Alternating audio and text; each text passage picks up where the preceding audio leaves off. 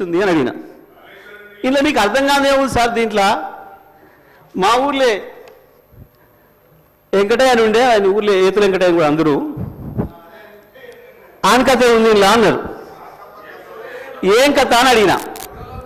ఏ లేదయ్యా, ఒకరోజు పొద్దున్నే ఆయన భార్య సర్పంచ్ కాడికి వచ్చింది.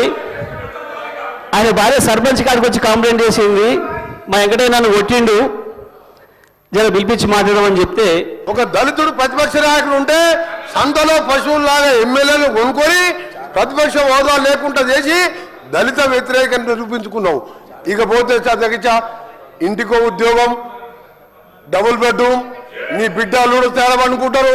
నీ చెప్పబట్టవా?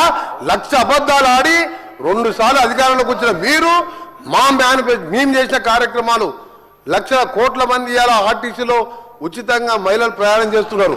చూస్తలేవా?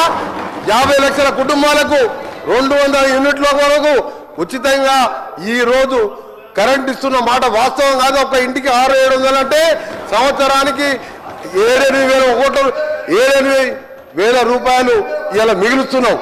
ఇంకా చేసే కార్యక్రమాలు ఉన్నాయి.